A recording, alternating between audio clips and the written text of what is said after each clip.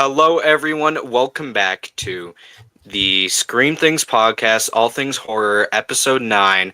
And we are here today talking about The Strangers Chapter 2 with special guests Brendan and Sam from Our Life in Horror. Welcome. How are you guys doing? Good. Thanks for having us. Yeah, no problem. I'm not sure how I feel about this film. What do you guys think about this film so far?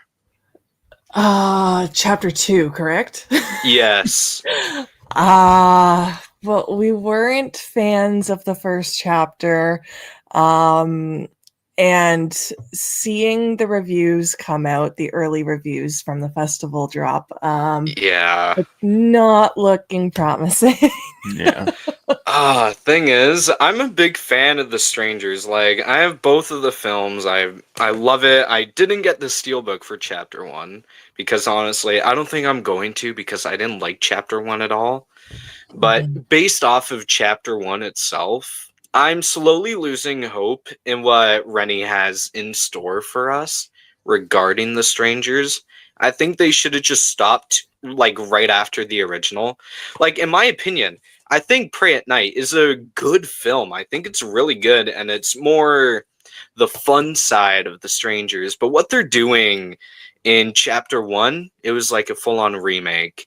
And even though he says, like, oh, we had to get through Chapter 1 to get where we are in Chapter 2, the reviews I've heard so far not making me excited, which is really sad to say.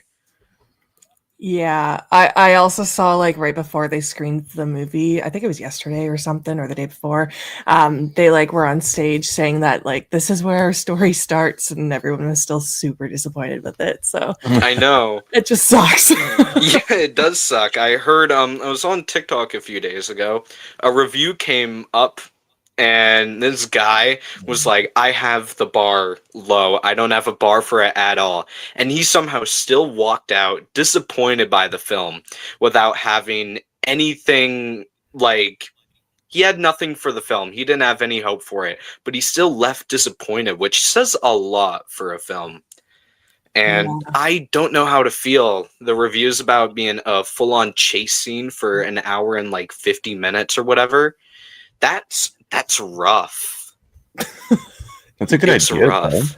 It could be. Is that what the premise is? It's like a full-on chase scene for an hour and a half? What they're saying, basically. So I didn't do I've seen, like, headlines. I didn't want to do any reviews because he doesn't like spoilers, even if it's going to be bad.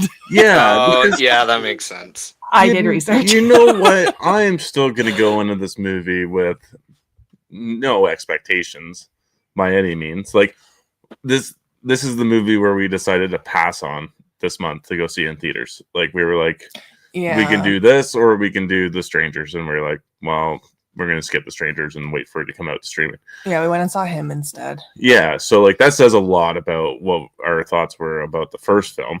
Yeah.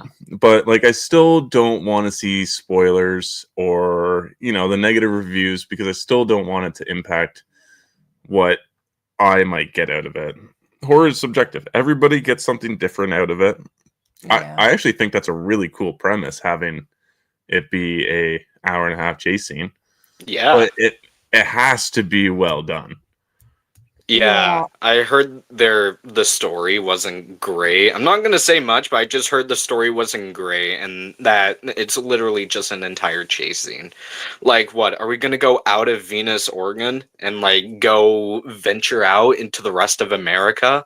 That would be interesting to do, but considering where this movie is located and how deserted the entire town is, I don't think they're gonna go out and, like, run around all of America just searching for the girl. I don't even remember her name. That's how much I didn't even like the first film. I don't even remember her name.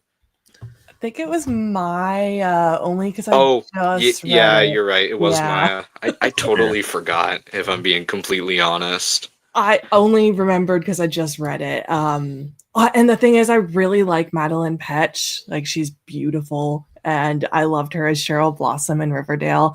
I didn't watch the whole thing, but I watched some of it, and yeah, she couldn't even save the first Yeah, movie she's or a good anything. actress, So. but I don't think horror movies are like the correct role for her. But it's honestly not her fault. It's just the No. writing, in my opinion. Yeah, I agree. Like it's she's just the one acting in it, right? So Yeah. and with chapter 2, there we know that there's going to be a chapter 3 already because it's already made. So it's like they're probably not going to reveal any faces in this chapter 2. We're not going to figure that out. I'm assuming. I haven't seen the movie, so this is just theories, but like I'm assuming we're not going to see anyone's face unless maybe like one of them gets demasked or something. But like I don't know. I did watch a few reviews and no one is saying anything about that either, so I'm assuming no one gets demasked and we have to I almost feel Yeah. like I could skip chapter 2 and just go to chapter 3. Just knowing she's being chased, but I won't. I will watch the movie. Yeah, most I'll likely. wait. Yeah, I might just watch chapter 2, and if it's actually that bad, I might just not even watch chapter 3 in general if it's that bad. Mhm. Like, I'm not even gonna watch Megan 2.0 based off of what I've heard and the route it's taking with Megan. Like, I was suggesting going to theaters to watch Megan, and I'm glad I didn't. It would probably be a waste of time for me. Like Did you like at the first first one? Megan was like cool, and then over time I just lost it for Megan. They got to give the Black Phone or like Five Nights at Freddy's more recognition, and I'm glad they are.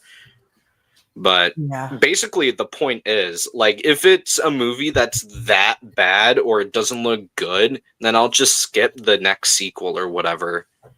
And that's exactly what's happening with me and chapter 2 and chapter 3. If chapter 2 is actually that bad, I'm just going to skip the rest of it. There's no reason to watch it if it's just going to be 3 straight garbage movies in a row for a trilogy. Yeah. Like, I can't be caught dead watching that. It's hard because you know it's a trilogy and you know you're in the second movie, so it almost has that. It doesn't like Halloween Kills. You know, like we knew it was going to be a trilogy, and Halloween Kills is basically just Michael Myers' movie of nothing happening other than Michael Myers gets to kill a bunch of people, right? Michael Myers Yeah. on steroids. Yeah, which is like why the only reason why I like that movie is because it's his movie. It's fun kills and But yeah, like I still think Halloween Kills is a decent or good movie at best. But it's like there's no story at all. It's just Michael Myers going around and killing people for an hour and 50 minutes, which is crazy.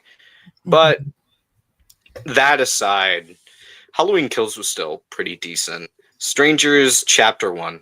Complete waste of time. I have no idea why I even watched it. Like, I watched it at first and I was like, okay, it's kind of a decent movie. And then I rewatched it and I fell asleep. I was so bored throughout that entire movie. It was like slow as hell. It's such a slow moving, nothing happens at all in the entire film. And the characters are more lame than Halloween Resurrection. I'd probably prefer that over The Strangers Chapter 1 because at least something happens in that movie. At least for me. I think But my only it still positive, sucks. I think my only positive for chapter 1 was that the couple actually cared about each other. Like in Yeah. the original, she had just declined his engagement, correct? It's been a minute since I've seen it, so bear with me. Whereas in chapter 1, they were actually like in love and whatever. So I did like that. But other than that, it didn't have anything new. she ends up accepting the ring at the end of the movie. In the first one? Yep. Oh, does she? Yeah, she's dying. Oh, it's been so long. Yeah, it was before she got stabbed, I think. No, it was actually before he got stabbed. She accepted the ring, and then there he goes down the drain. But that was, yeah, I do like the fact that in the original it was like started off as her declining his engagement, but then over time, because of what was happening to them, she was like, oh, you know what? I think I should probably accept this. So he thinks that I love him before he dies. And that's exactly what happened at the end of the film, which is heartbreaking. Like, Ooh, I just realized that they need to do something with Liv Tyler's character sometime in the future because she survived. We have no idea what happens to Mhm. her after that. Yeah, it just went Like, nowhere. yeah, like with Yeah. Pray at Night, at least we get to like see what happens with those characters at the end of it with Madison and whatever the other guy's name was, the brother. At least we got to see what happened to them, and then there was like that little cutscene at the end, but we need more plot armor for them. We need more character development to see what happened to them throughout the Strangers. Maybe chapter 3 will end off and then go straight to chapter 1. But I think the Strangers chapter 1 to 3 is just a straight remake. It's not even supposed to be a prequel. Yeah. Oh yeah, for sure. Yeah, I think it was designed as a reboot, right? I feel like the problem with the Strangers and their marketing or whatever, I feel like this should have been Netflix movies. Yeah. Like they're putting these movies out and then they're like, "Oh, hey, a new Strangers movie. Go and see it." And then I don't even know how much money chapter 1 made. I know it's like maybe like 50 million at best. And with how bad chapter two's reviews are and how bad chapter 1 was, I don't think chapter 2's going to do good. Maybe 30 million at best. And maybe if it actually flops that badly, I think they will actually put chapter 3 onto like Netflix or something. I I was wouldn't be thinking that surprised. too. I hope it does at least get released though. Yeah, I hope Oh it my gets god, can released. you Like I imagine? might still watch it if chapter 2 isn't that bad, but like if they release it in theaters, then I have a problem there. I don't think it needs to go in theaters because they're not going to make any money off of that. I think they spent like what 30 million on the entire trilogy, I think. I don't know. I know it was like 10 million for chapter 1. I think chapter 2 is probably another 10 million. I'm not quite sure. Okay. But yeah, it's rough for what they're doing for this movie. And hopefully it gets put on streaming earlier than we expected. Like for Megan, it was just straight flopped right away and then it went on to streaming. And you could like buy it, rent it. It was like not even a month after it came out. They were like, "Oh yeah, Megan 2.0 is already purchasable on Amazon Prime or whatever." Like it was sad what happened in that movie, but I don't blame them. I mean, I didn't have any faith in Megan 2.0 either. I didn't go see it. No, I didn't like the first one, and the second one did not look up my alley at all. The No, direction they're going, Yeah. I'm just not into that. It was too colorful for me. Like I like the route they were trying to take, like Judgment Day, Terminator, but I don't think that fits well with a kid's doll. Like at first I was like, "Oh, Megan, it's actually kind of a decent film." And then after that I was like, "Okay, no, it's not a good film in my opinion." Like I think I have one Megan Funko Pop, that's it. Like the character's kind of cool, but the movies are just they don't hit. Yeah, I'm in the same boat. She Yeah. kind of just annoys me. yeah, I only watched it the one time. I haven't went back and watched it since. Me too. Yeah, I think I've seen it like twice. I was thinking on getting the Blu-ray for that, but I was like, I'm not wasting like what, 13, $20 for something I'm never gonna watch, but it's just gonna sit on my shelf.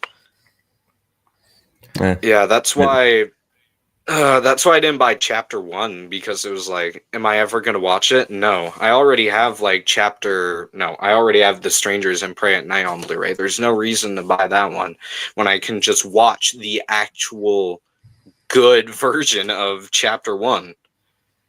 Like they copied everything off of the original and then pasted it into a new movie and then maybe added like one or two things. That's it. Yeah. Yeah. Yes, I have the first one. Yeah, I know. Yeah. We'll be getting. Probably won't get opened. I don't know if I did open it or not. Well, I'll probably get around it. Like once they all come out on physical, I would like to like do a back to back to back, like and see if it flows better rather than splitting it up into 3 movies. Yeah, yeah, I actually like that idea. That would be pretty cool because chapter 2 takes off like right after chapter 1. I will. Yeah, I think I'm gonna do that if chapter 3 releases on streaming maybe. I swore, I forgot what chapter 1 was on for me in Canada. I think it was Crave, if I'm correct. I'm not quite sure. Okay, we're in Canada too. Yeah.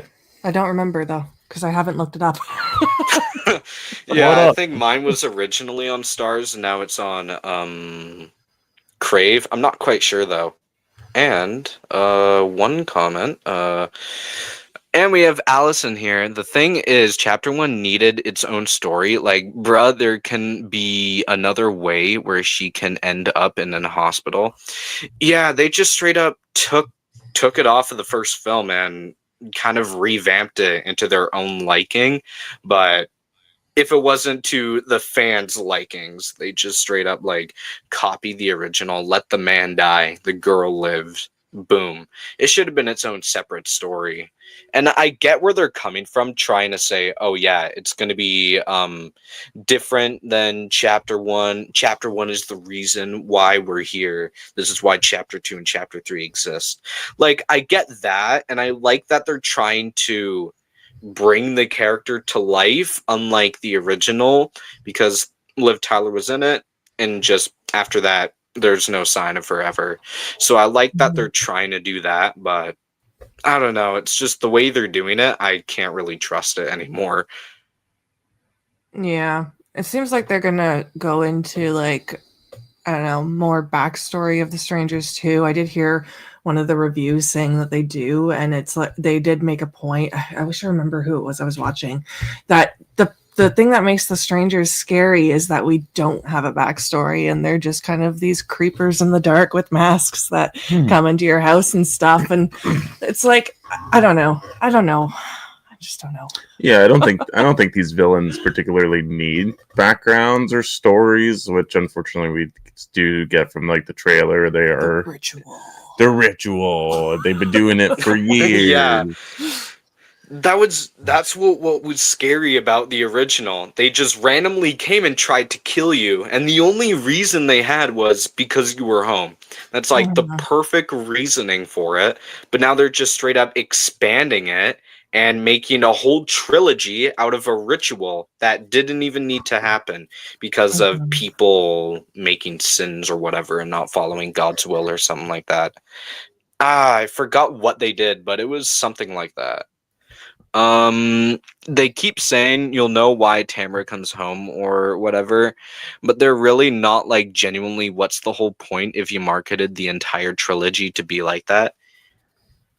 That's another thing. We have no idea what Tamara's doing in the story. No idea what she's doing for the story.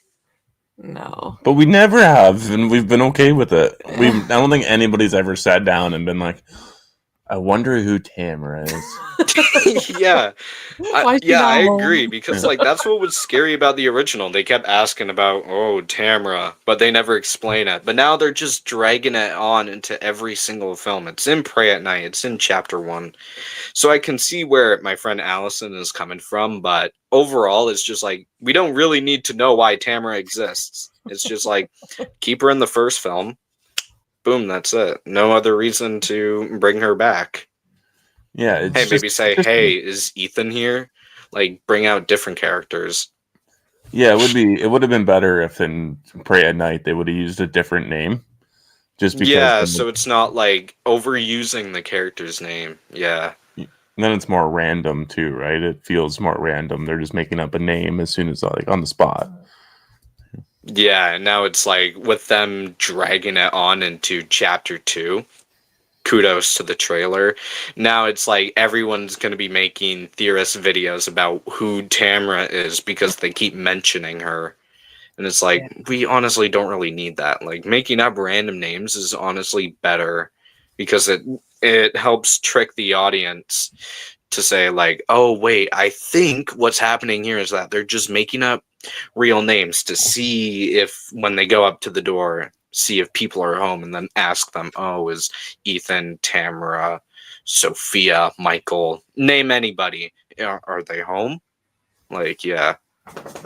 Just an excuse to talk to them when they open the door. Yeah, exactly. Yeah. Yeah.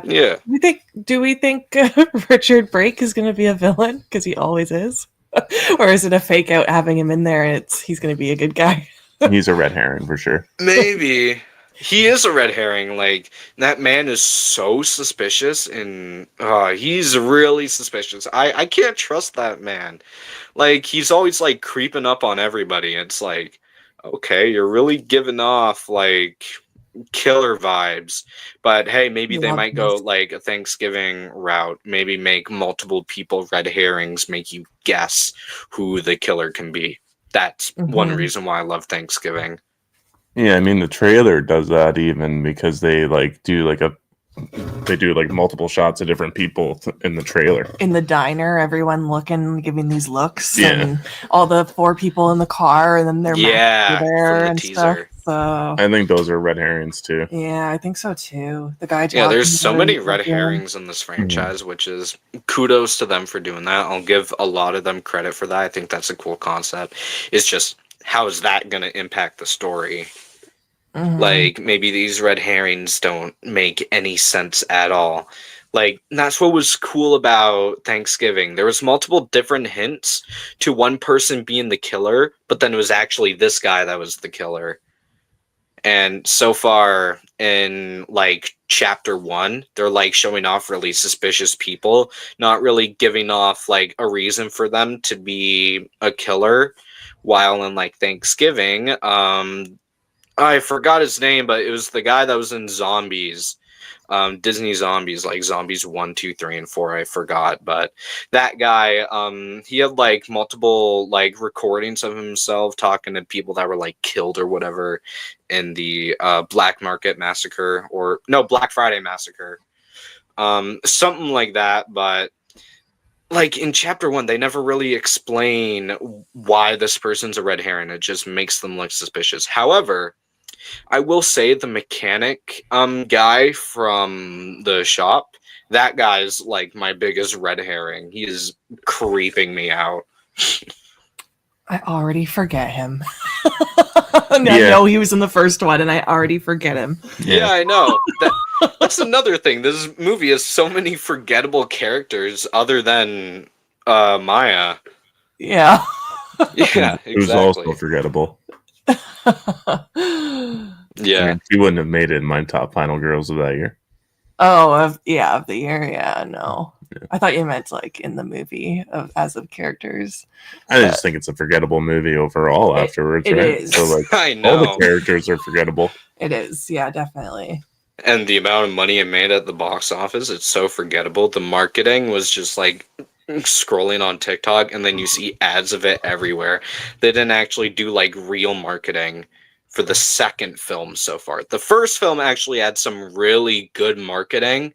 I will be honest. I love the marketing for the first one, with having, like, the strangers show up at your house.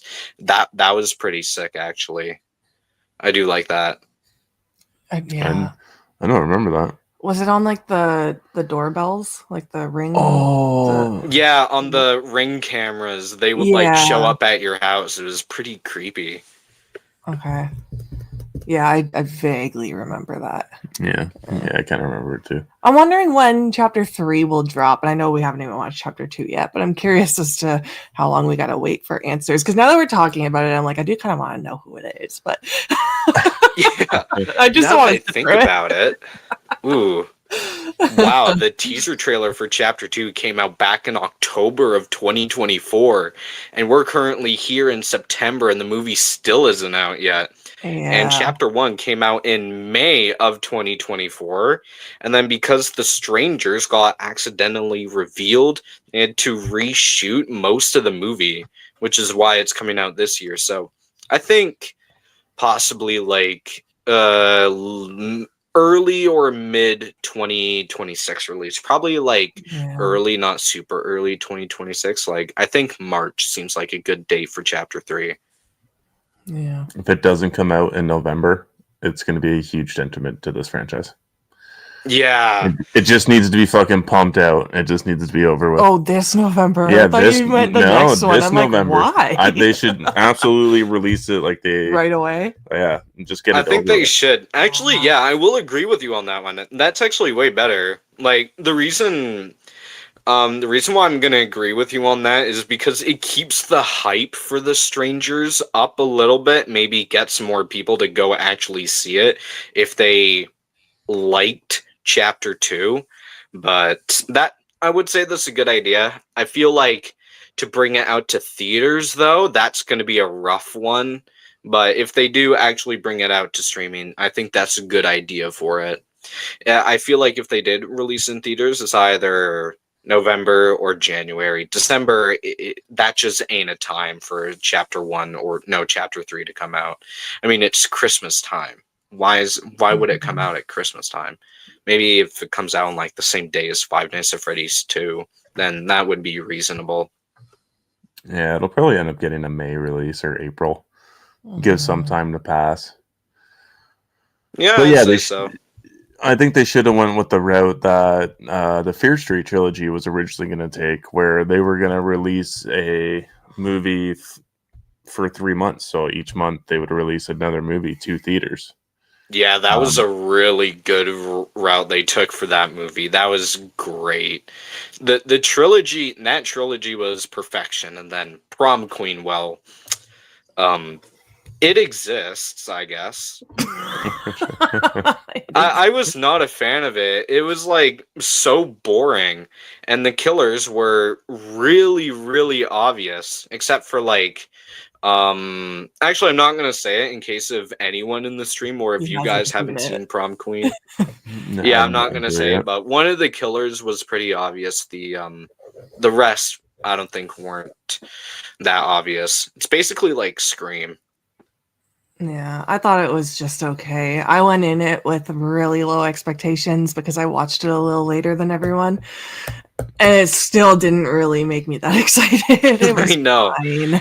I had my hopes high for it because of how amazing the trilogy was, and I was just left disappointed. So disappointed. That was depressing. Yeah, I'd be curious to see what your thoughts would be with you going into it, knowing everyone hated it too. I'll probably end up still disliking it, Probably. but you never know. Yeah, I think I gave it like a 2 or a 3 on Letterbox, if I'm correct. I don't remember, but it was like something real low. And I was like, the storytelling, terrible. The characters were mediocre at best. Yeah. Also, Nanette's Blood Rose Horror Nightmare. Hello, how are you Hi, doing? Nanette. And welcome. Yes, sir. And also, we have Allison back on here. Since you guys spoke about Thanksgiving, are you excited for Thanksgiving too? And who do you think the killer is? I'm really excited for that one. Me too. Yeah. The first Thanksgiving is like one of my comfort films. It love was it so so good. much. I think when I joined Kyle on his stream for the top 10 2020 films, I think he put that as I think he put it as his number 3, if I'm correct. And I was really surprised, but I was putting it at like my 15. It was really good, but I personally had a lot more fun with Number one. a few different films. But yeah, I I think love we that ranked film. it that It's so year funny. too, right? Because I remember putting Thanksgiving as my number one. I think we did. What else came out that year? I don't remember. I'm blanking. Yeah, me too. I can't remember what stream we did it for, but was it because no? Was it 2023? I think it was the year we met Sean, so maybe we did a stream with him. Yeah, so 2023. Yeah. When Evil Lurks hit that year. That was mine of the year. Oh, okay. Yeah. Yeah, Thanksgiving is just so rewatchable for me. It's so much fun. Yeah. The kills are good. I love the characters. There's so many like fun scenes and good deaths. There's the cheerleader scene. There's like the Black Friday opening. Yeah. Which was crazy. I was like, know. I'm sorry, what is happening? Like a good type of what's happening. It was more Yeah. funny what they were doing. Those were some crazy psychopaths. Like it's just a Black Friday sale. It's not that deep. It was ridiculous. Yeah. But I I will agree with that one. It was good. Now, going to your question about the killers part, I can't answer that one yet. Yeah. I'm in the same boat. I'm trying to think of like a motive for someone, and I'm like, I don't even know. I need to see a trailer or something at the minimum. What do you guys mean? It's McDreamy. Still? Fuck yeah, he was alive. Yeah, they did do the whole thing where like someone with the mask walked out. Yeah, McDreamy's coming back. Yeah, you think it's him? Oh fuck yeah, Patrick Dempsey. That would be All day. cool if he came back. Like it would. That would be great having a killer come back to get revenge. It's something different, something new to horror. We need something like that. I would crave for a movie like that. You got to do it. Thanksgiving. You got to do it. Megan 2.0 was just as good as the first one, but I thought that it was way too long. What was the runtime of the film? I don't remember. The I 2.0. swear it was like 2 hours or something like that. It's too long. 2 hours too long. Yeah. 2 hours too long, yeah. If it's a movie like Megan, I'd probably pass it if I'm being honest. Megan hits DVD tomorrow and Peacock on Thursday. Oh, okay. Is Did you buy that Yep. so it's okay, yeah. I might give it a watch for free, but I don't know. I actually don't have Peacock, so that kind of sucks for me. I don't think we can get it in Canada, can we? I don't think so. Yeah, I'm not sure. I've like seen Peacock on like US TVs, but I've actually never seen it on my TV. So I'm not quite sure. And Nanette is saying hi to all three of us. He'll end up on Prime. Yeah, it'll end up on something. Yeah. Is somebody that hasn't seen any of the Strangers movies, now I know that this stream is talking all about it and it's spoilers. I've already heard everything about these movies, so nothing's going to.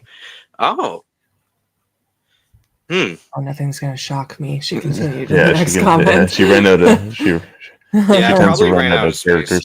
characters. Wait, let me check if there's. Yep, there's a new comment, so I will read that one.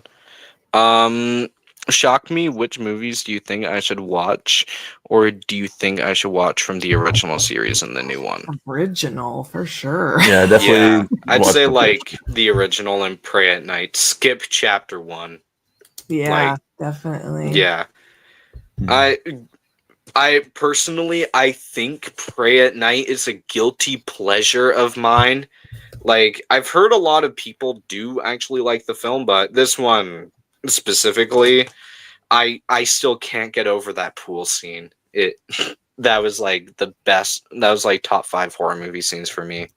I've only seen it the one time, and it was with you. You showed it to me. Yeah, it's more of an entertaining watch than a bleak and depressing watch like the first film. The first one, like that one, really scared me back in the day. Same. I remember dark. showing it to.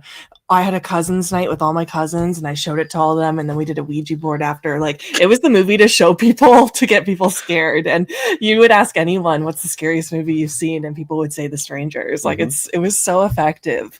Don't think it would have the same effect on me now, but like it was.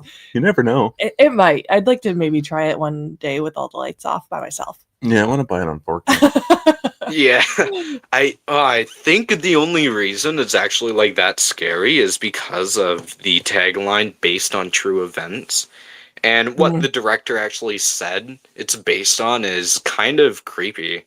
He said that back when he was a little kid, there were these random people that would go into his neighborhood and knock on their doors and ask if they were home. And then after, these burglars would break in if no one responded, and they would steal all of their stuff. It's actually kind of scary that they took that route, and they were like, let's knock on every single door, and if they don't answer, we're gonna break in and steal everything. So that's the true events that's based on. I forgot what the other true event it was based on, but it did have to do with a few people murdering a few people. That's all I remember. I think it was murdering a couple. I mean, breaking and enterings are scary to begin with because you don't know if the person has a weapon. Like, you don't know what their motive is. Are they there to steal? Are they there to kill? Like, it's a scary concept. And I remember you were playing scary stories one night when we were going to bed because that's what you do. And one was about a breaking and entering, and I had just had a gummy, and I was so scared trying to fall asleep. It was horrible, but like. It's a very scary concept, like, because your home is your safe space, and it's like someone invades that is just like terrible. Yeah. Yeah, that's what was so good about the original. It focused on scaring the audience. It focused on torture rather than killing. That was what really hit it for me about the film. And we have TCCK in here. What is up, my guy? And I think he is talking to you guys on this one.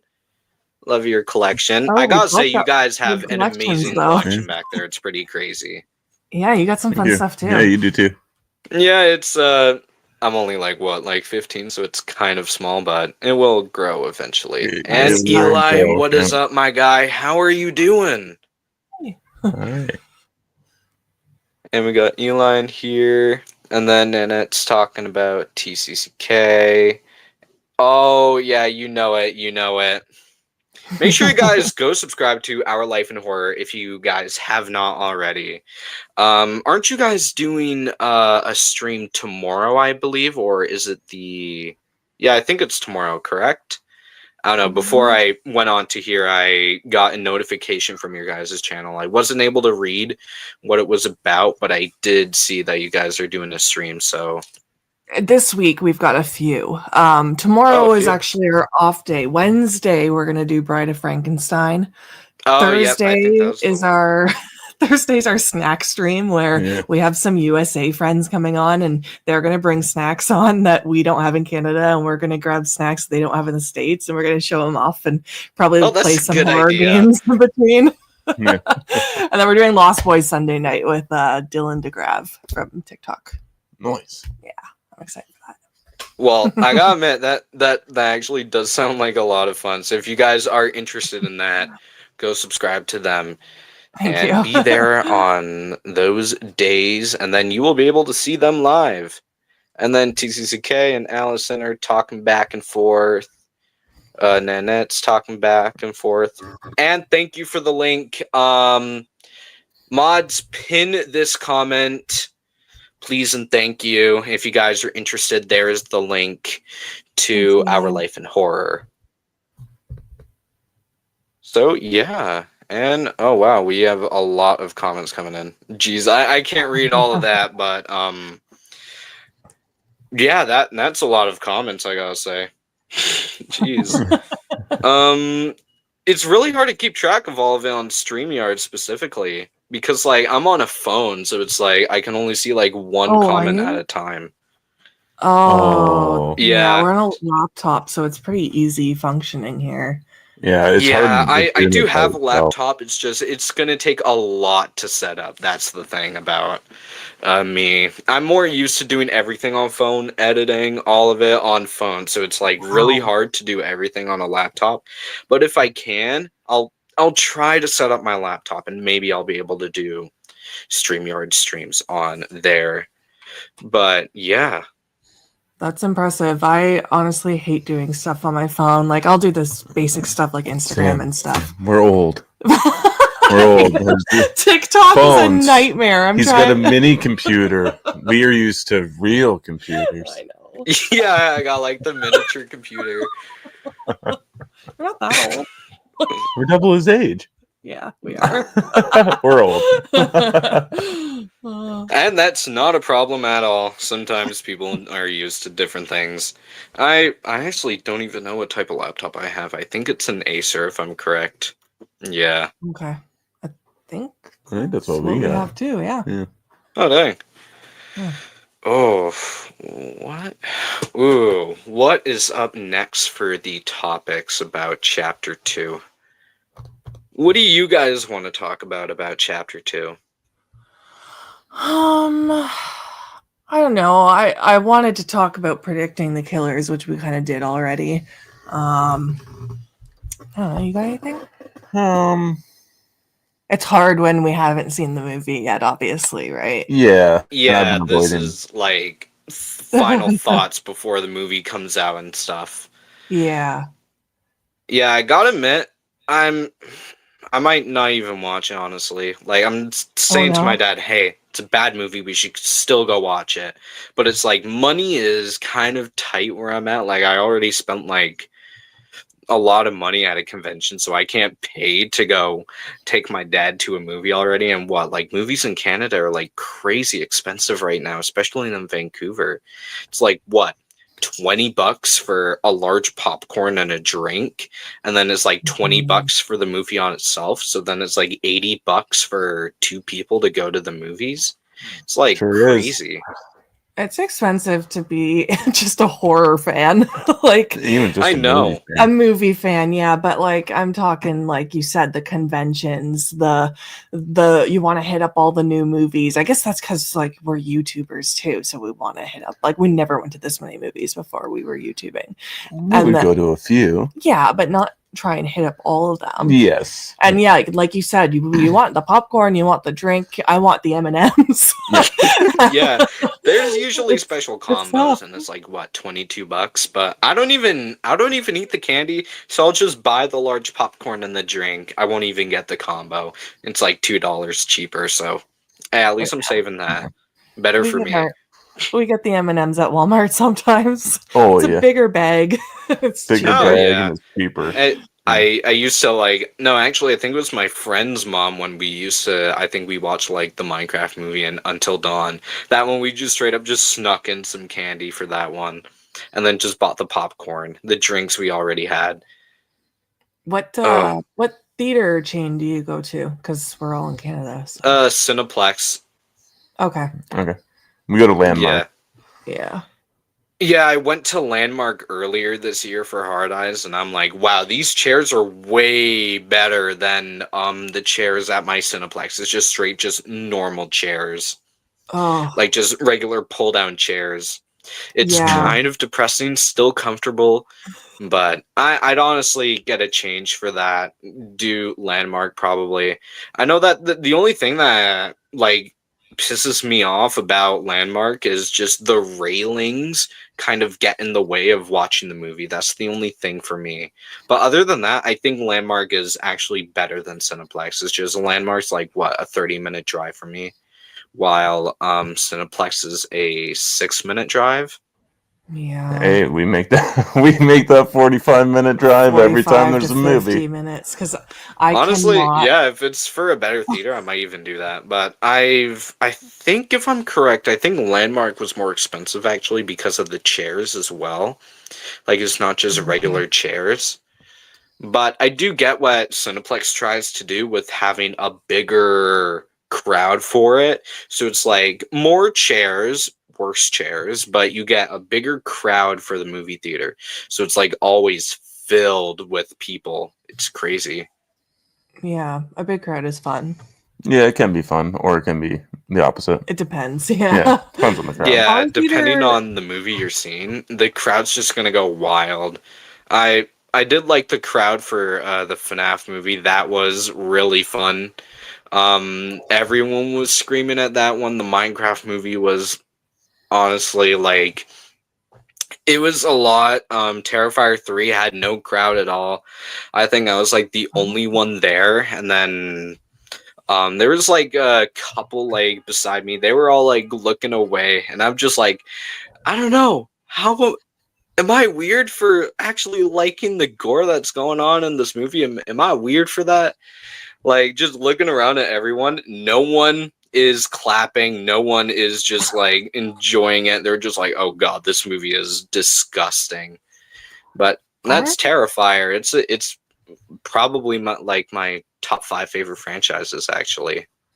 Our theater was pretty full for Terrifier, but there was definitely like next to us, there was a guy that brought his girlfriend. So the people that get brought to those movies are not going to enjoy them, but the people that are choosing to go to those movies will enjoy them. And I think we had a pretty decent Yeah, like our whole row had horror teas on. So yeah, everyone was excited and jazzed up for it, so that was good. Yeah, I brought my stepdad to the film, and the only reason I brought him is because he can't handle gore. So I wanted to see how he would do. So the entire time he just sat on his phone looking at Suits and watching the show the entire time. But every time he had to look up at the screen, he would like forcefully grab my arm and squeeze it as hard as he physically can because of the gore in it was crazy. And the only time he looked up was when there was kills going up.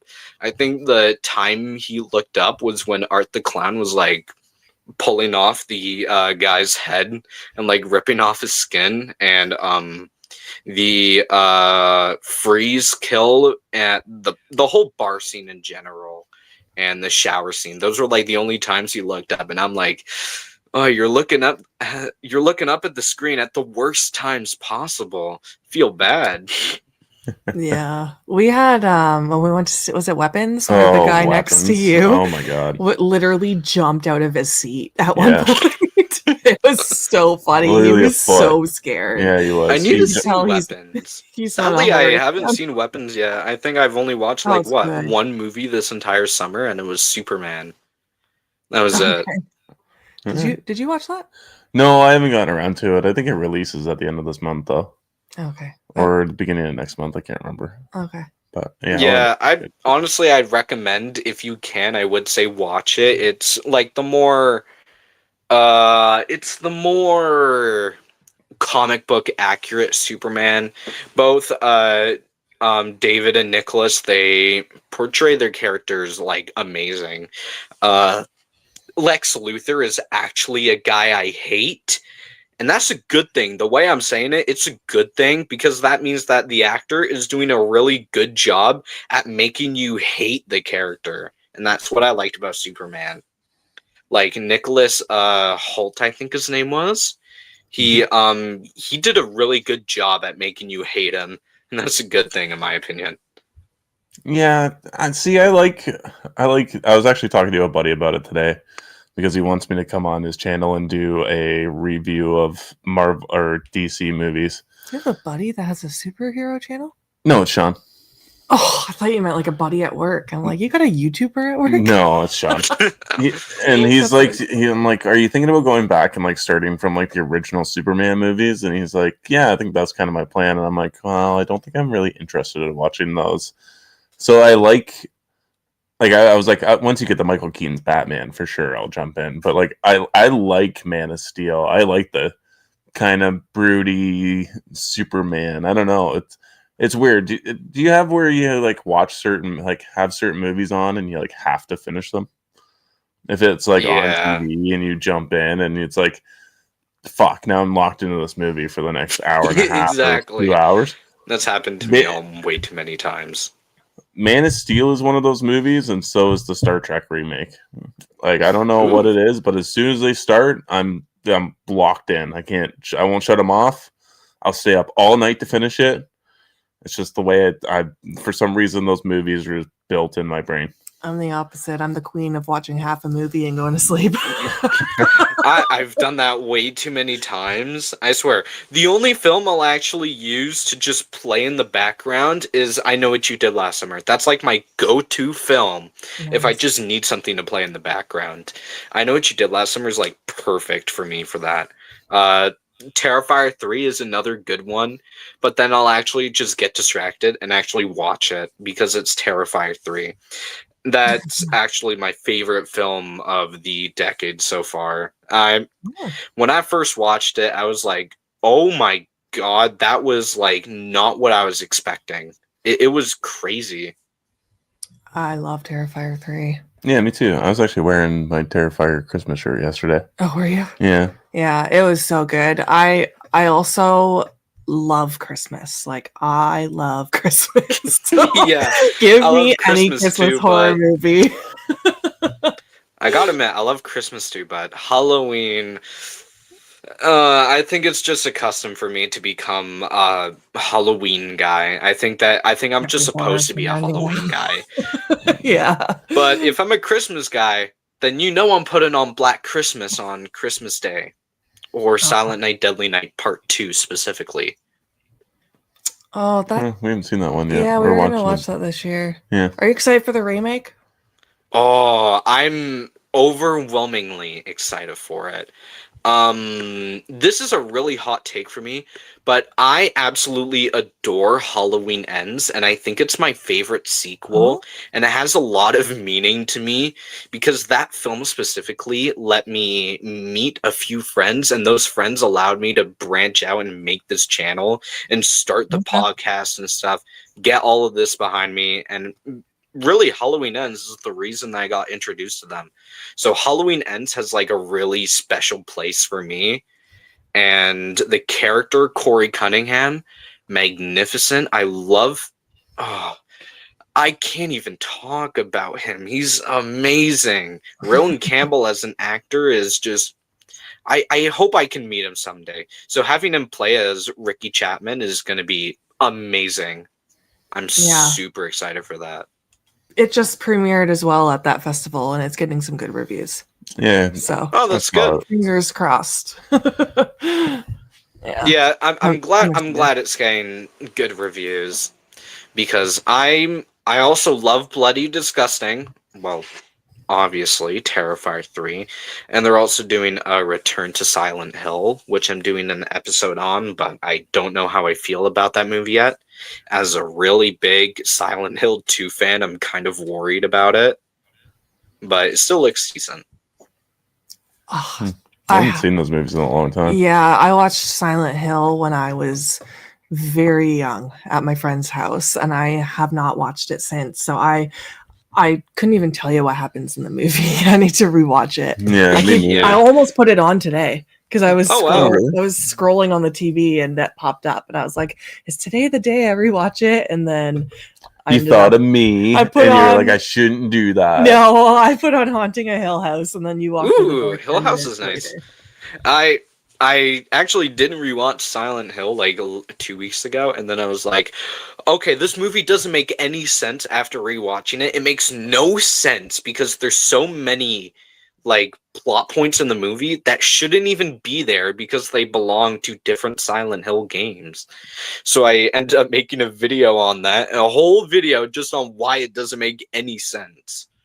It's pretty crazy, actually. A lot of people get mad at me, but I know you won't think Silent Night, Deadly Night Part 2 it's better than the first movie. I agree with that. I really do agree with that. I'm such a big fan of Part 2. Isn't it just 50%? And today was garbage day for me, so there you go. Isn't Silent Night, Deadly Night Part 2 like 50% the first movie, and then the second half's kind of its own thing?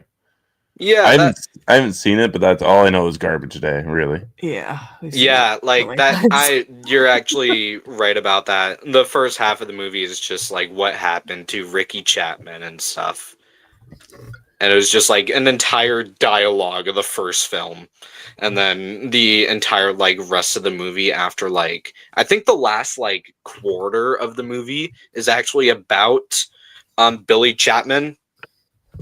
Yeah, I haven't seen it in like 2 years, so it's been a while. Actually, no, last Christmas I watched it. Yeah, it's been a while though. Yeah, we gotta. I will say it's an amazing movie though.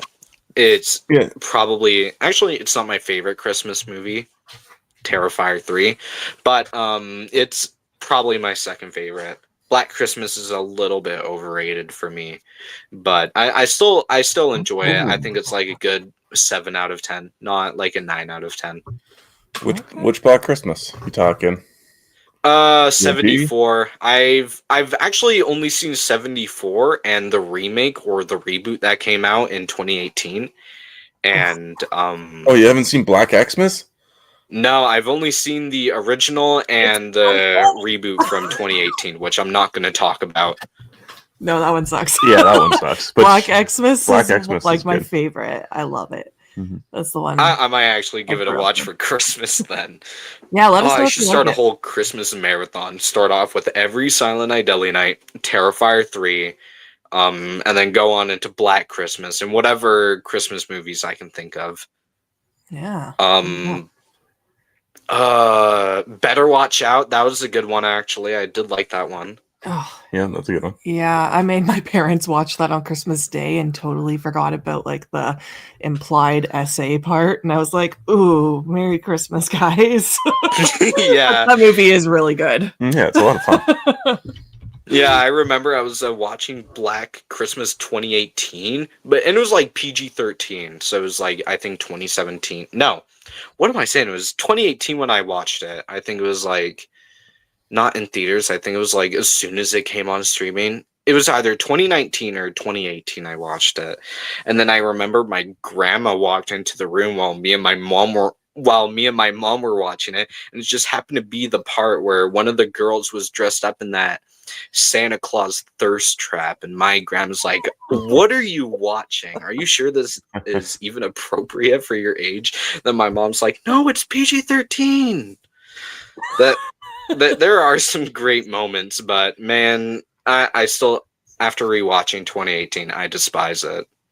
Yeah, Yeah, oh yeah, it's we really bad. watched it again last year because we had to go on a podcast to talk about it, and Yeah, just reminded me of how much I despise it. yeah, absolutely. I know it was terrible. Like rituals?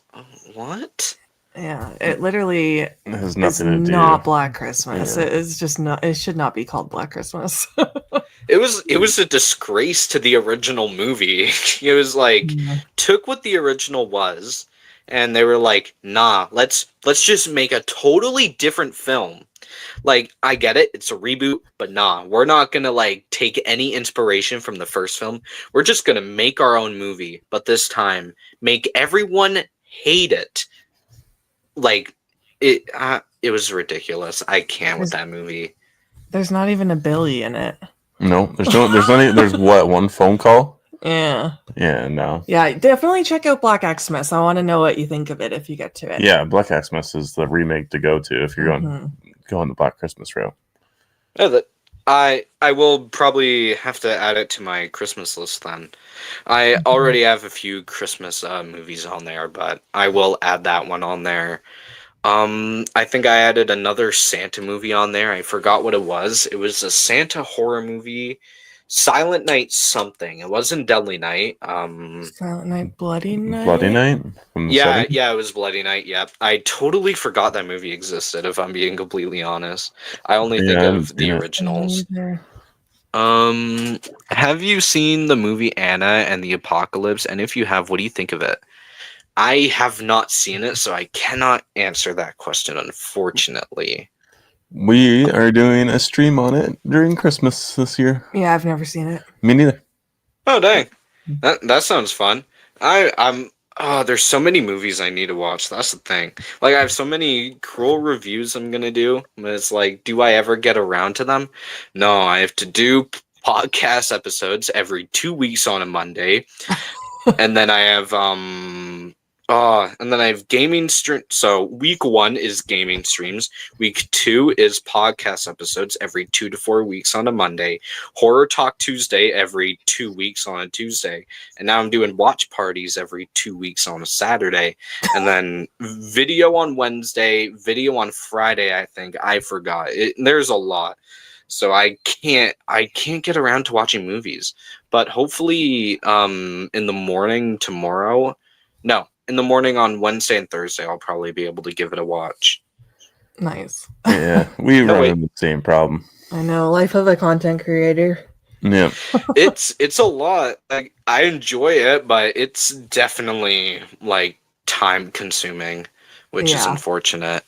Have you guys seen the original When a Stranger Calls? Yes. But do I remember anything about the movie? No. Yeah, I've only seen the remake and I don't even remember anything from that. Yeah, I've only seen the remake too when it came out. Yeah, that's We're the When a thing. Like, Stranger- if I'm getting ready to watch something or like do a podcast episode or whatever on something, I have to rewatch it first so I know what I'm talking about because I completely forgot. Like, I Mhm. randomly rewatched Silent Hill and then I was like, oh, so this is what happens in the movie? I completely forgot about it. The only thing I remembered was the ending with the main girl getting ripped up into pieces by chains. That was it. Yeah. Hmm. Yeah, we always Yeah, have to watch it before that's I a go. really good Yeah. movie. I will have to give you on that one. It's just been a while since I've seen it.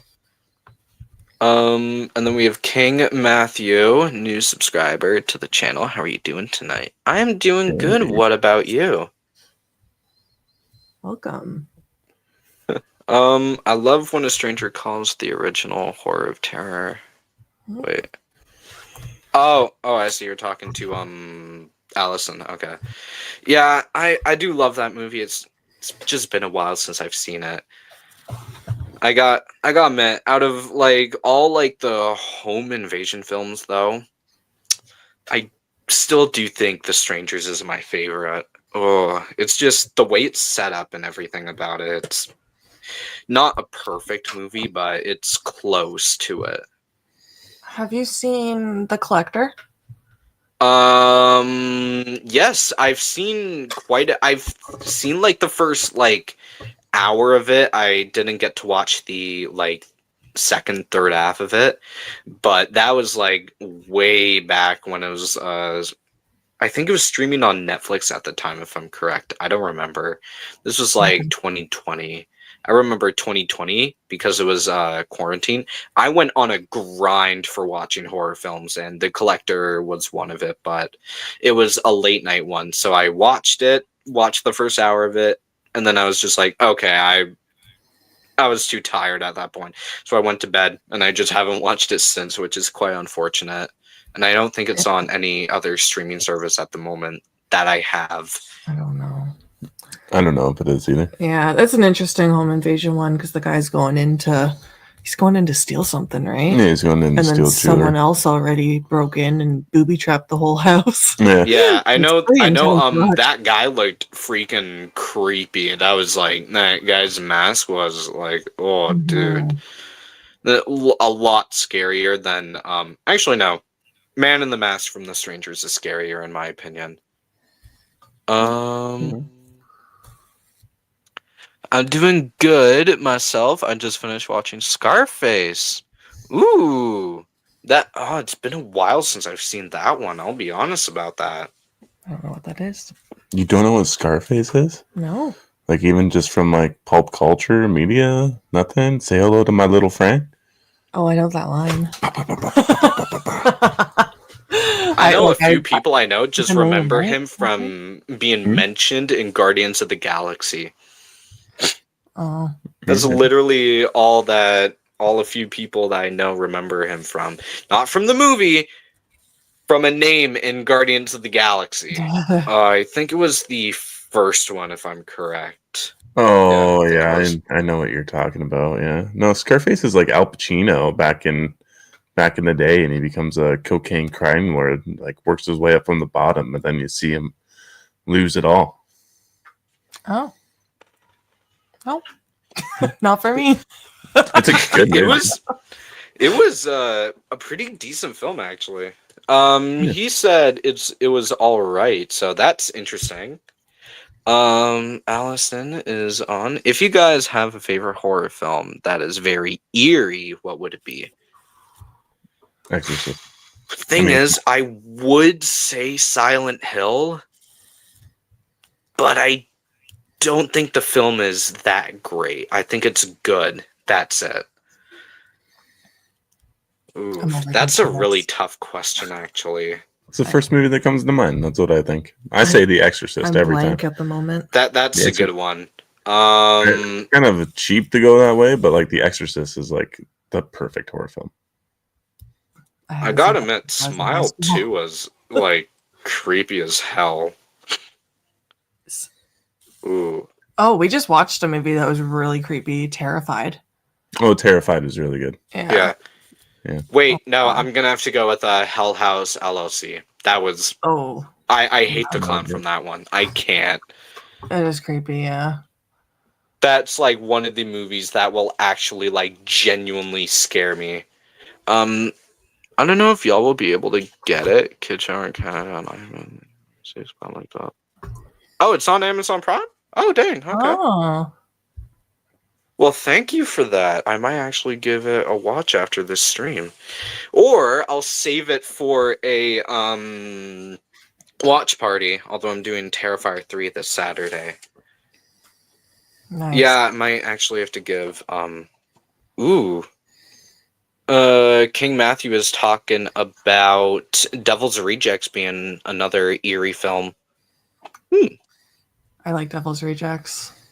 I Yeah, mean, that was great. It's been a while since I've seen any of Rob Zombie's movies, if I'm being honest.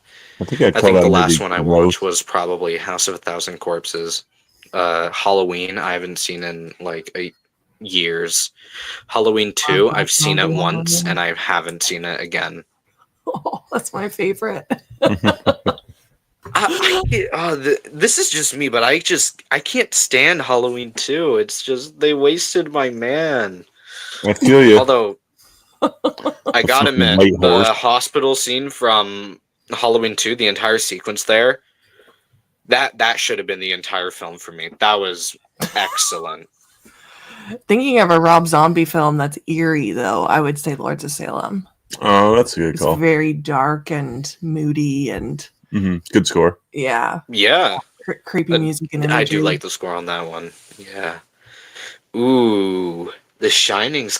Ooh, now that I think of it, The Shining's my favorite eerie film. That was I like haven't seen that.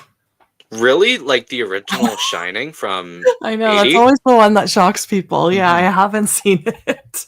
Wow, We're gonna this winter, I promise. This time, Okay, every sure. year we say that. And I would We will, though. recommend watching The Shining. Like, thing is, it's not too eerie, but it's just like what happens in the hotel.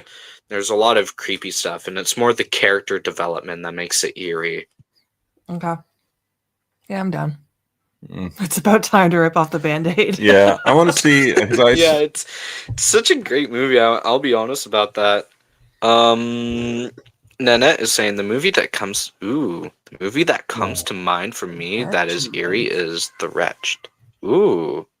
It's been a while since I've heard that one. I have not watched it, but it's been a while since I've heard that movie, I'll be honest. It's on Netflix, I think. Oh no, it's IFC, so it'll be through Amazon. You don't need the IFC midnight. I don't remember it that well. Oh, it's such a good witch story, and we never get like good actual creepy witches anymore. I And should rewatch that. that one was like fantastic, in my opinion. Yeah. I want to buy it, but it's an expensive Blu-ray buy.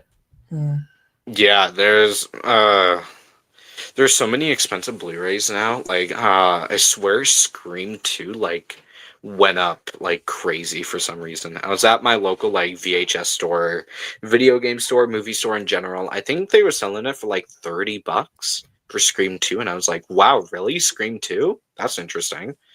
On what? The DVD though was like what, $6? I don't know. Yeah, it's usually not too bad. Like even the $5 bins at Walmart are now $8. Yeah. I feel bad for Walmart. Their movie sections are outrageous right now, in my opinion. They did it themselves. Yeah, I I think the only like good hit I found is the Steelbook for Terrifier 3. That's it. Swift 718. Hey, what's up? How are you doing? What is And up? King Matthew is on here saying Nightmare on Elm Street 1984 is another eerie horror film that I enjoy. That's a good one. Yeah. Ooh, that's a good one because that one more focuses on being eerie and creepy, while the other Nightmare films try to be a horror comedy. You Yeah, can go with the first Evil Dead versus the rest of them. It's a lot creepier. yeah, that's another thing. Like Evil Dead 2, Army of Darkness, those are like supposed to be like comedy horror, but the first one was definitely eerie, especially since it was 82 or 84. I think it was 82 though.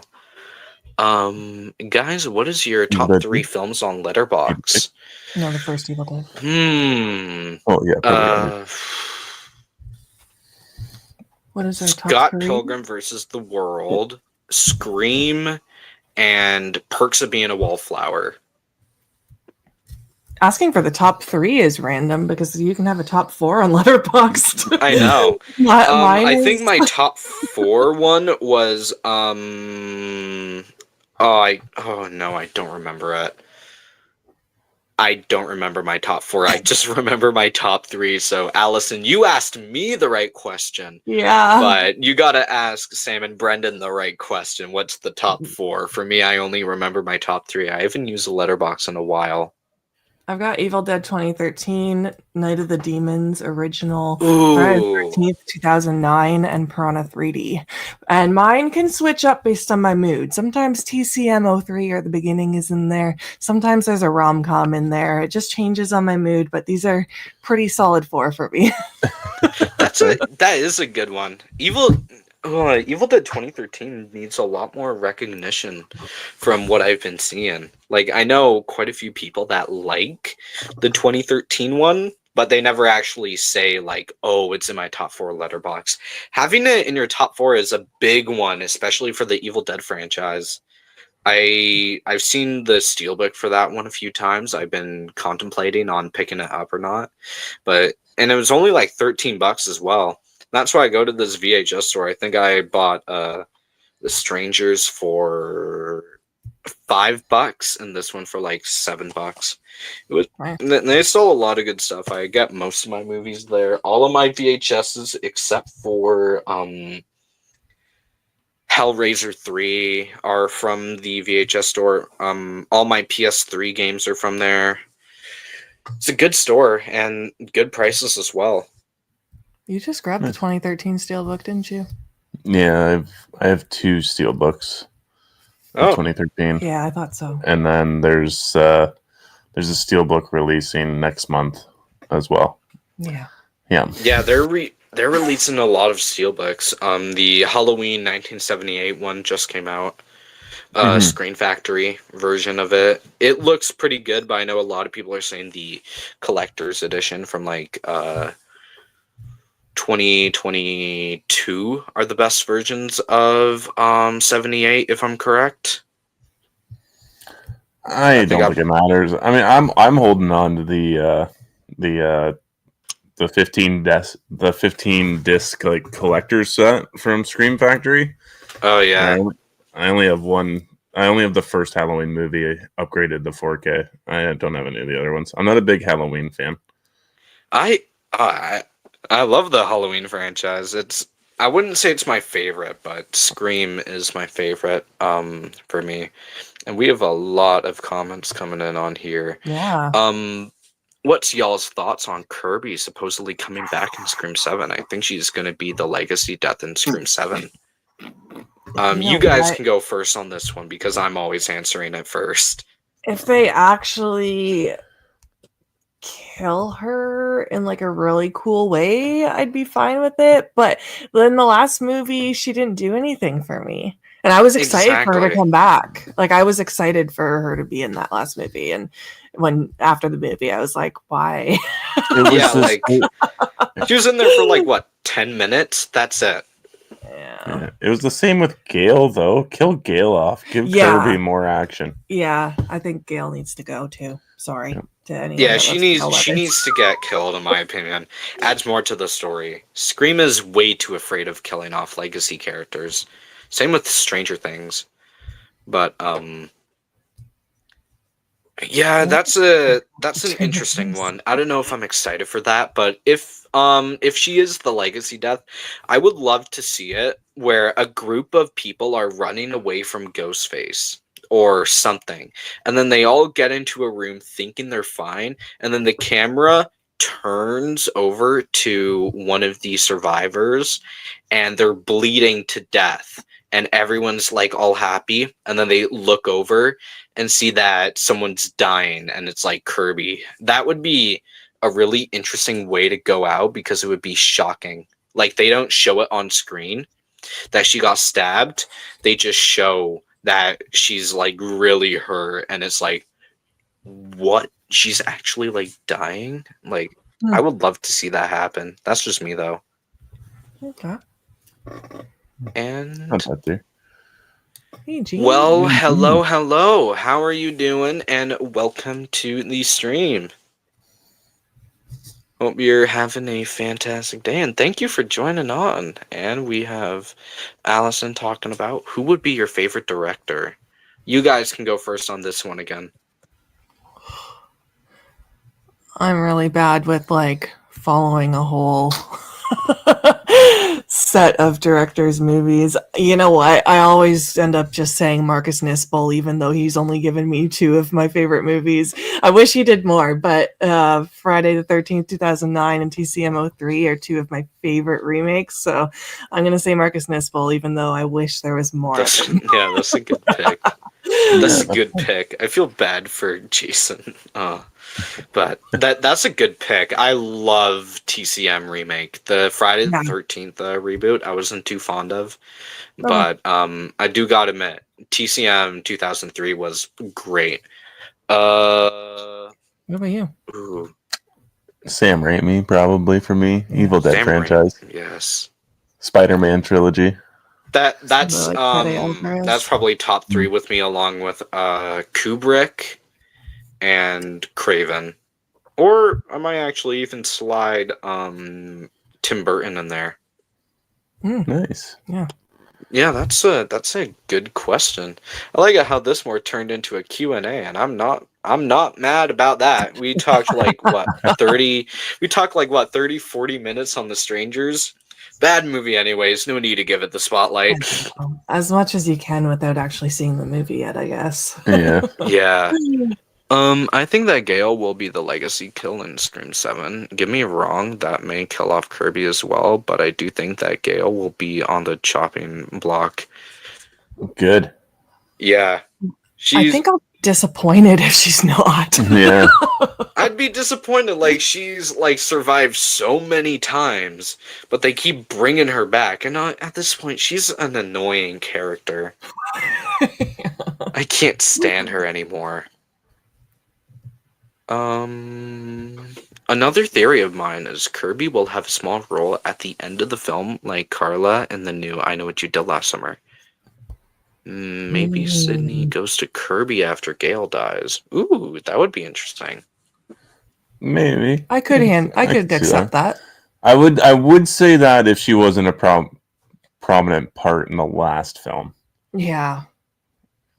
Yeah, if it was like more of a like shocker surprise because she wasn't in the last one. Yeah. I hope they lose. I hope they don't get the killer in this movie. That's what I'm hoping for.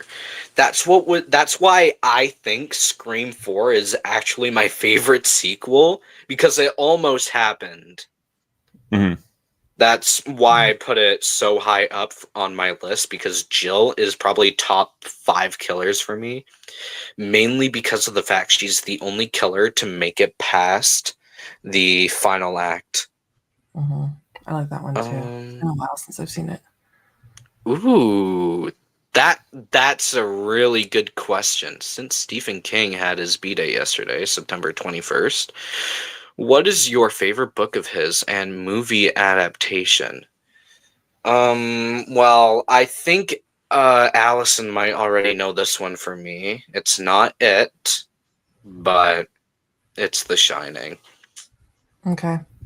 It's The Long Walk for me. I've heard so many good things about The Long Walk. I can't wait to watch it when I can. It looks amazing. The movie? I don't read, so I haven't read any of his books. I don't read all I've only read The Shining, that's it. Okay. But the movie I love. The book was great as well. Ending is completely different from the movie, but that is completely fine. Yeah, I'll probably go with The Mist. The Mist? Ooh.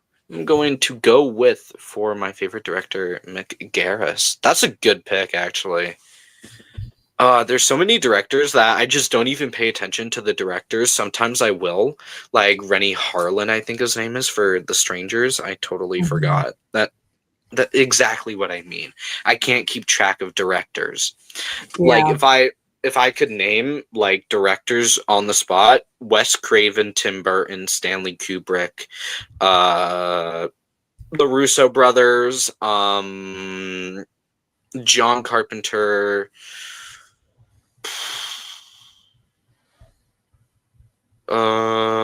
Damien Leone. See, I can't even name all of them. Like, it's just not something I pay attention to unless if it's like a director I really have a big like heart for.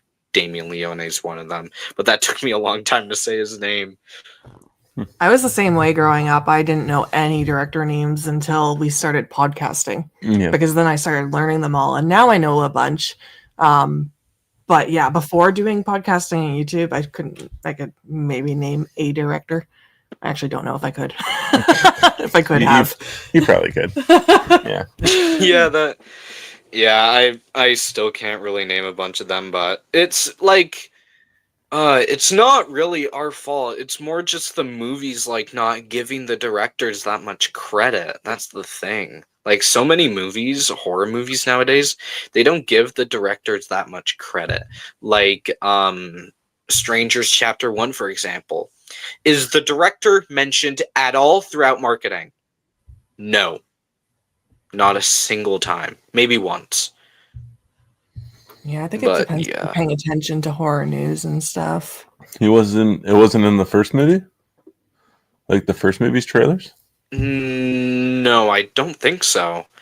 Like, I've seen the trailer a few times. It just says, like, oh, watch how the strangers became the strangers. And it was just, like, more an introduction to what's actually going to happen in the film. But they never actually, like, give credits to anybody in the film. I think the only line in the film giving credit to is from producer Madeline Peschke. I think that's the only thing in the entire trailer. That's it. They originally planned to kill Gale in 4, and even Courtney Cox wanted Gale to die. Wes Craven just didn't want Gale to be killed off. I feel like that's a rough thing to do. But I feel like she would have been better off to die in Scream 6, honestly. Like, Scream 5, she shouldn't have died because that added plot armor to her with Dewey's death. And that made her a little bit more likable, but people are starting to get sick of her. Mm-hmm. That's a rough... yeah, that's pretty rough. My favorite Stephen King book is Bag of Bones, and my favorite Stephen King movie is The Stand. That the book I actually don't know of, but The Stand, I've never seen it, but I just know of it. Yeah, I think Yeah. there's a show of The Stand, right? Yeah. We watched that, right? Yep. Yeah, I haven't seen the movie. Yeah. So technically, the one he's talking, maybe if he was talking about the original one, was also like a mini series. So it was like Oh, the new one too. There's and so then- many Stephen King miniseries. Yeah. Mm-hmm. Yeah, like Stand, The Shining. It had a miniseries, obviously. Well, the 1991. And then The Shining had that one. I haven't seen that one because I don't think you can watch on any single streaming service. I think you'd actually probably have to buy it. But even then, I think I'm pretty sure the Blu-ray for that one would probably be a lot of money. I've never seen the miniseries anywhere, so that's definitely Scream Factory something to put it look out. out for. My favorite Stephen King movie and book is The Dark Tower. Ooh. I've heard of the movie, but I did not know that it was a Stephen King book. Mm-hmm. Yeah. Hmm. Also, and we have Brad Hawk Talk. What is up? How are you doing? Hey, and thank you Brad. for joining on. Yeah, thank you. And then everyone else is talking to each other, so yeah, that's a good talk about Stephen King.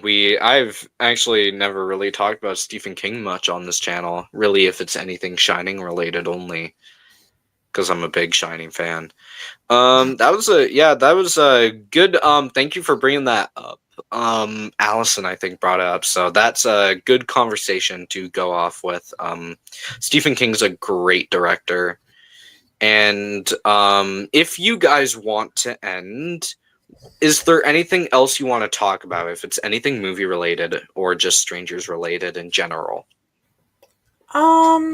As for the strangers, I don't have too much more. I've been staring at this poster actually for chapter 2 this whole stream, and I actually kind of like the poster with Yeah, I her like the holding the poster. mask and the knife, and then like you see Madeline Petch's face in the knife. That's a really good poster. I love the poster for that one. Oh, Other and than Annette that, is saying, we'll and they're just see what making happens another on movie TV. that is going to be a theatrical release of The Stand come 2026. Oh, that's nice. Hmm. Yeah, they're definitely really going all out for Stephen King books right now. Long Walk is like apparently like really good. I haven't seen it yet. I've only seen the trailer for it. I really want to watch it. I've heard a lot of great things about it. Li Fong from Karate Kid Legends is in it.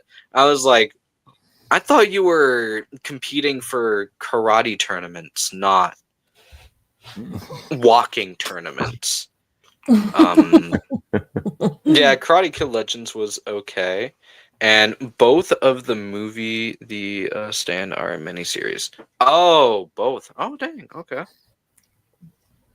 Yeah, I don't know much about The Stand, so I'm not the type of guy for Stephen King books. If it's only like Shining or It, then you got me covered on that. Or, Yeah.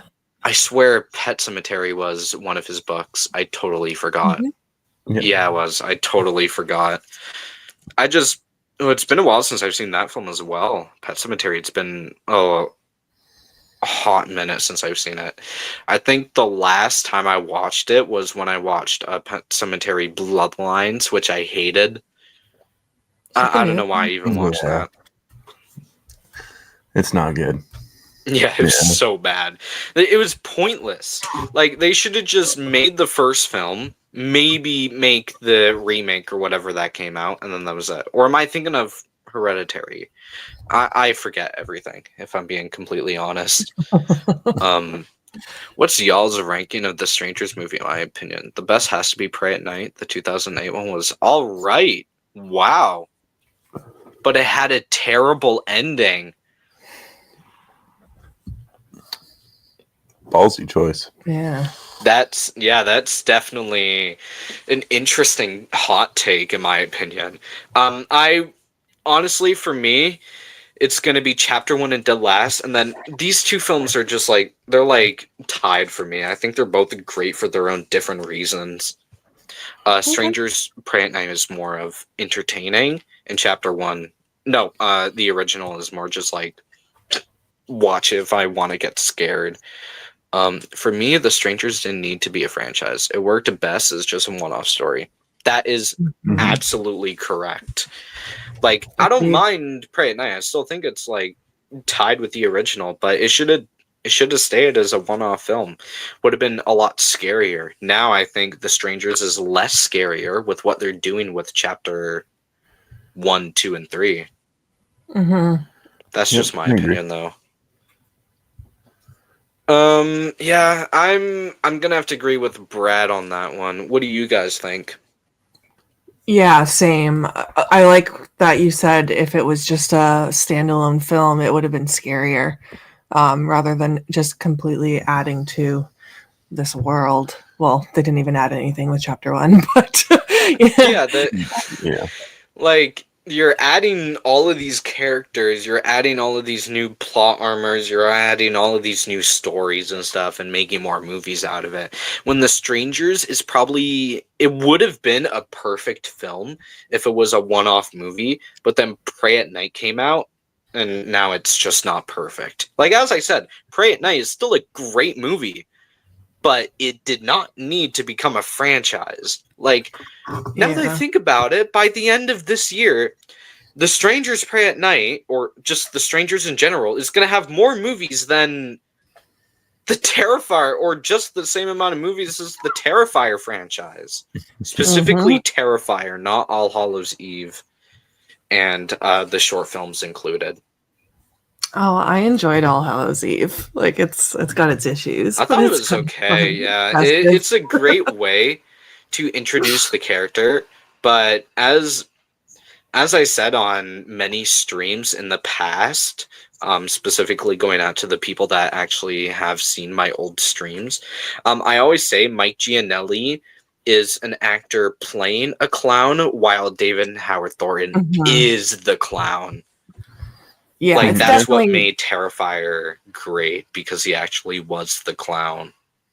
it's definitely not as good as the rest of the Terrifier movies. I just like how it's like it's really creepy how they put the VHS tape in and there's these creepy like things going. I don't know. It's a creepy concept, I guess, and I like that it's like on Halloween and it's festive, and I don't know. I thought it was kind of fine for a one-time watch. Yeah, I thought it Have you was even pretty seen it? decent. Yeah, I watched it. It's not good. It's fine. Yeah, I It's think nowhere it's fine near as as good as well. I'd have to Terrifier, agree with but that. The alien sequence is just yeah, awful. no, that's awful. I said it has its That was issues. I'm not ridiculous. saying That's it's why I a love 5-star film. VHS. VHS Beyond was amazing. If you guys haven't seen that one already, I loved it. I'm planning on finish it? rewatching the No. 2008 film later tonight, so I may change my opinion on it. I just prefer to pray at night, but my opinion may change. Yeah, thing is, if you're more of a person that likes to be entertained, then yes, Pray at Night you will love. But if you're more of a person that wants like a slow-paced film or something like that, like it's still really entertaining, but it's more about just scaring you, then the original is going to be your go-to film. But it's really just personal preference on the type of films you like. I don't know if you guys got asked this, but who is your favorite horror villain? I already have my answer, so you guys can go first. Jason Voorhees for sure. Okay. Yeah, I'm gonna have to agree with that one. But for me, Ghostface. It's pretty obvious for me. I'm more of a Leatherface girl, but if I'm going to include females, I really love Jennifer Check or Tiffany Valentine. That's a good pick. It's been a while since I've seen that movie, not gonna lie. I will be completely honest. Great movie though. Or the Deadite I got version met of Tina from Evil Leatherface Dead. is amazing. And I was back when I bought this figure, I swear my dad can't understand why people like Pretty Woman Leatherface. He can't understand it. It's like, if you look at it, it's just like, the reason it's so good is because it's not normal at all. Yeah. Like, we got we got the mask, and our dog, when you first brought it home, our dog was just barking at it. It's so unusual, but that's what makes Pretty Woman Leatherface good, because it somehow fits well together.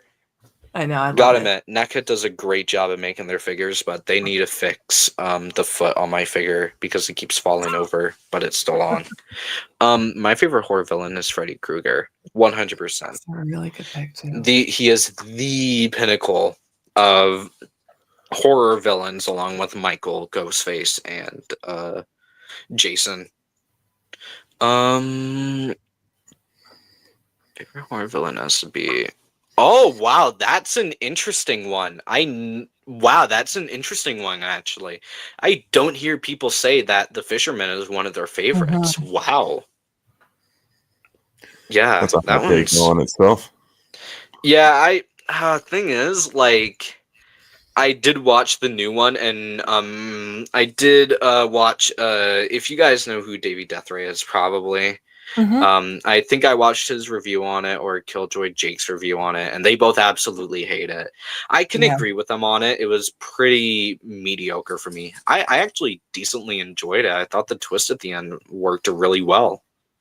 I liked it too, but I really like Madeline Klein, the one actress. So yeah, it's I really probably liked one I'm gonna watch Chase, again soon. Oh my god, I forgot her name, but it was Chase Sue something. She's the final girl. Okay. Like the main final girl that was on the boat. I'm not gonna go into it, but if you guys know, you know. Since Welcome to Derry is currently coming this October, which It movies do you like? 2017, 19, or 90? 17. Which is like 2017, 2019, or 1990? I haven't seen 1990. I've only seen the newer ones. And yeah, I would go 17 as well. Yeah. Thing is, the 91 is really good, but it was ahead of its time, honestly. I think it was a little bit ahead of its time. 19, I think it was mediocre at best. Like, did it Yeah. really need to be 3 hours long? No. Yeah, That movie definitely was not. like way Really too wrong. long. Like this ain't no Avengers level threat. I'm sorry. I grew up in the 90s with villains like Candyman, Ben Willis, and Ghostface. So those are my top 3 horror villains. Nice. Rest in peace. That's all I Mhm. gotta say to that one. What do you guys think? Yeah. Tony Todd. Yeah, Tony Todd's a fantastic villain in that movie. Mhm. Yeah, that Tony Todd's a great actor. It sucks what happened to him. Mhm. Cancer really does suck. We were supposed to meet him like months before, and then he got canceled at the convention, and we were so upset. And then Yeah. we found out why, and we're like, "Damn it!" Oof, which convention was that? Niagara Falls. Frightmare in the Falls. Yeah. Oh wow. Falls, I yeah. was going to meet him at Washington State HorrorCon, but this was like a week before he passed away. So if he did go, it would have been like his last convention. Oh. Mm. But Sorry. yeah, I think he died on the 7th of November, and the convention was October 25th to 27th. Wow. Yeah, I feel bad for him. He was a great person, and you can definitely tell in Bloodlines that he was really going through it. And Mhm. I'm not joking. I know a lot of people are like, how can you cry to this? But I cried for like 10 minutes straight. That was that was heartbreaking. Mhm. That final line, jeez. It's a good That is a send-off. hard question for me because I like both movies. I like the miniseries and I like the theatrical version of it. I like the miniseries for Pennywise. I like the theatrical. Yeah, it is a hard one. I do think the Losers Club in the theatrical 2017 version, I think that one, I think they did amazing. I think that's like the perfect cast as well for the Losers Club. It's been a while since I've seen him. Yeah, I it's did been a a while rewatch for me this too. year. I think the last time I watched it was last year, and to me, that's a long time. Yeah. Like a year all the can go other by movies you watch in fast, between. but it feels like a long time. Like I swear, whenever something really cool happens, I swear, like 2 weeks or a month passes by like no time. Like I'll be waiting for something to happen, then after that, like 2 months go by in 2 weeks. For example, like Rose City Comic Con, which I went to, and I met like Henry Thomas and David Harbour. That one happened 2 weeks ago now. Now that I think about it, and that was like a long time ago already. That I think about it. Ice Nine Kills. I saw them live in Seattle, and that was a month ago. Now that I think about it. And I waited months for them because I was waiting forever to see a work of art live. But that's been a while since that happened, so time really does go by fast. I have to disagree with that statement. I really like 2019, the grown-up characters I can relate to, and I really like Beth. That's a really valid point.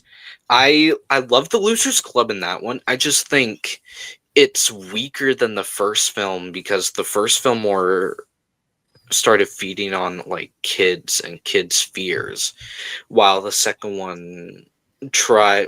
I actually don't even remember. I can't even answer that one. I don't remember it. Sorry if I'm asking so many questions. No, it's fine. That's the whole point of being a content creator. You ask a lot of questions, we answer them. But do you have a favorite stop motion film since I'm obsessed with Tim Burton?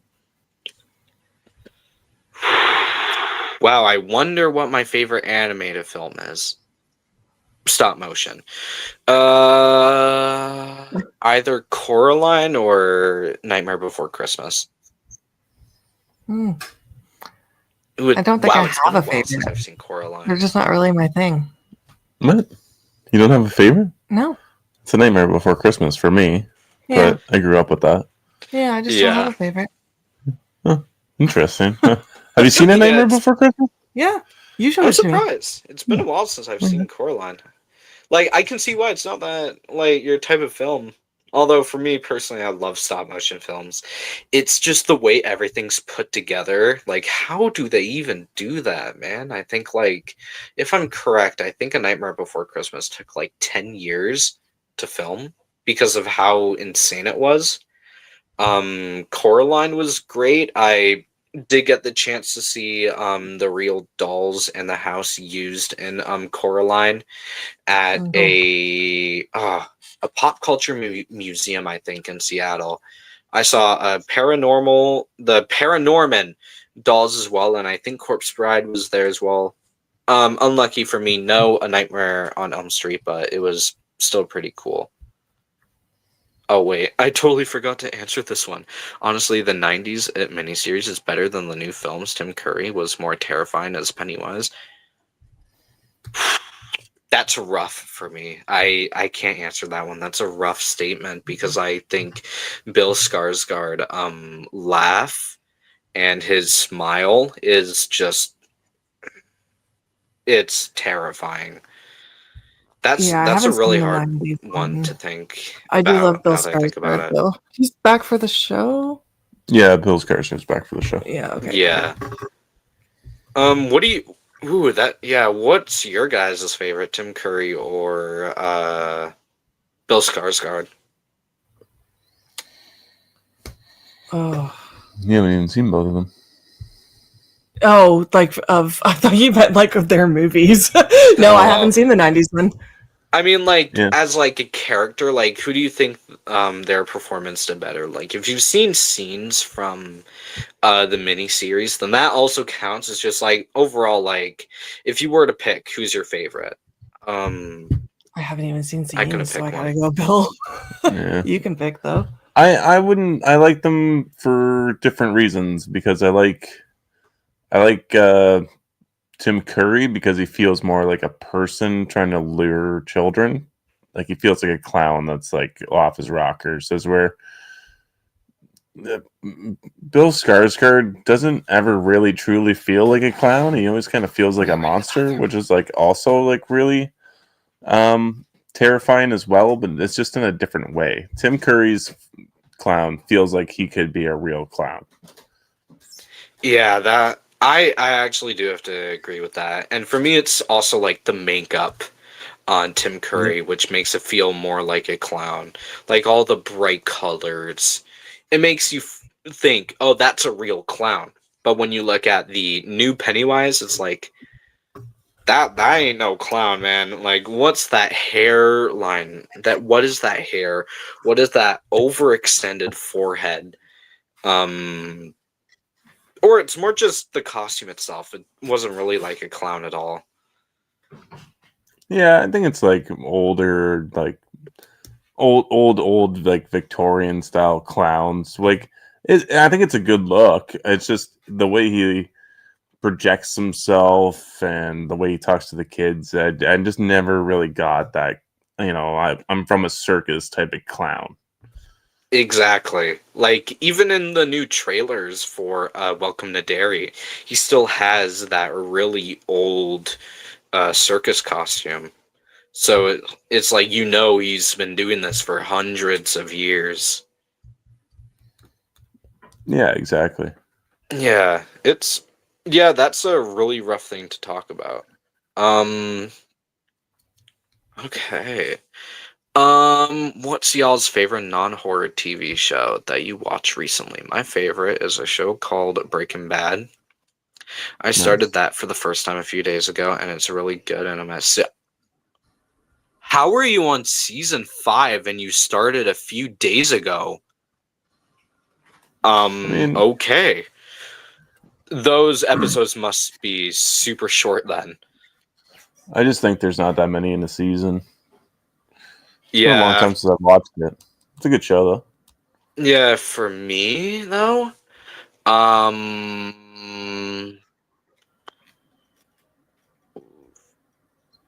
Dexter or Squid Game. Those are probably my three. That's just me though. Everyone's opinions are different. I've never seen Breaking Bad though. Nosferatu came out not that long ago. Do you guys have any films from Robert Eggers that you think is really good from his projects? Thing is, I've never seen Nosferatu yet. I was gonna go to theaters for it, but as I said, we talked about this earlier. Films are expensive. Like that's the only reason why I haven't seen it, because films are insanely expensive. So it's really hard to talk about. I would recommend seeing The Northman by Robert Eggers. Is really good. Yeah, I've heard a lot of his projects, but it's like watching movies and stuff. It's like it takes a lot of time out of my day, and it costs a lot of money, especially if you're trying to rent it or buy it online. King Matthew, can it really wait? Can it wait? Let me read that again. King Matthew, can it be reality television show? I honestly, I'd count it. That's just me though. And then you guys are talking about back and forth. I love Nosferatu, and it is my favorite movie, that Robert Eggers movie. With that being said, I do like some of his other movies as well, but Nosferatu is my favorite. Yeah, I've heard a lot of great stuff about it. Yeah, that's yeah. I've heard a lot of great things about it. I just need to watch it. Eggers movies are too slow for Accurate, probably. What? Yeah, they're Accurate. yeah, they look accurate, but it's like as Like the as what you said, dialogue they're pretty and- slow. Oh, Slow. yeah, they're just slow though. Yeah, I don't care about that. Like, that's cool. I can appreciate it for one watch, but then after that, I'm like, nah, let's watch something fun and upbeat. Yeah. I mean, you Yeah. didn't like The Lighthouse either. God, no. I like The Lighthouse. Ooh, are you guys excited for the new Frankenstein movie? I'm really excited for it, actually. I am. I love Jacob Elordi, but I really don't like Mia Goth. But I'm curious about it. Yeah, I'm more so curious. I like Mia Goth. She's a great actress in a few things. I think X is my only favorite film for her. I think Infinity Pool was okay. I actually liked both of those movies, but not for her. I thought you Oh, didn't wow. mind her in People. What? Yeah, I really liked X. It was a great movie overall. There's just a lot of well, Pearl was great as well. Maxine was it was really disappointing for me. Yeah, it was.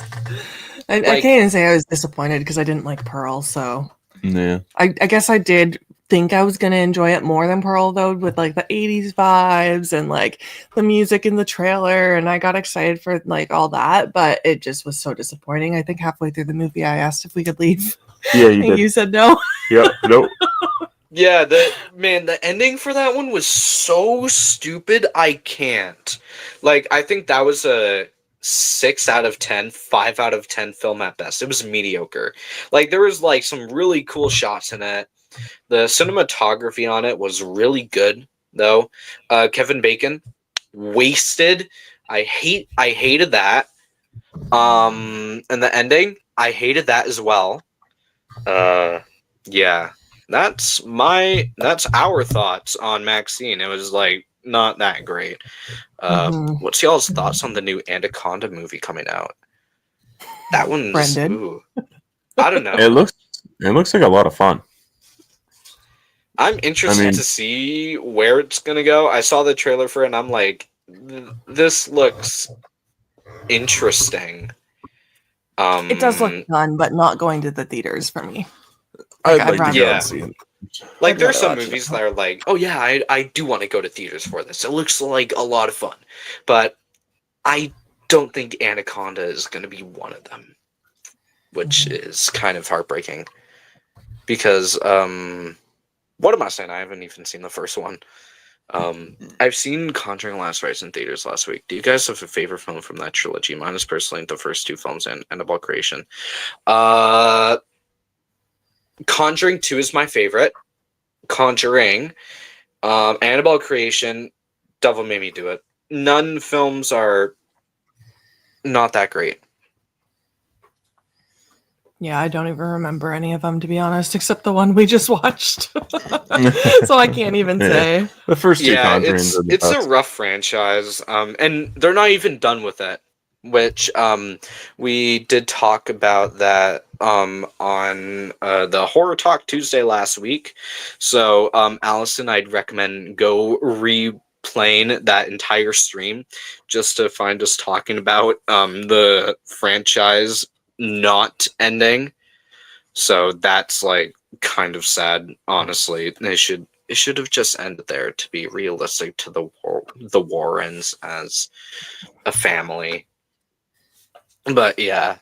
And I will read these last 3 comments, and if you guys want, we can head off, but that is completely up to you guys. Yeah. Yeah, we got work in the morning. Yeah, he's up super early. So. Yeah, and it's like 9 p.m. for you guys, I'm guessing. Yeah. Yeah, it's currently 6 p.m. for me, so it's like I have dinner to get to as Dinner well. time. Yeah. I was so that Anaconda is a hardcore comedy, less horror than Sharknado. Less horror than Yeah. Sharknado. Yeah. Yeah, it does look Disappointed. funny. I will give it that. I just don't know if I want to go to the theaters for it, but Yeah, we can it do looks whatever like we fun. Like I love Paul Rudd. It's Yeah, come on, me it's too. Paul Rudd. But Jack He's Black's fun, too. okay. Heard The Strangers Chapter 2 is awful.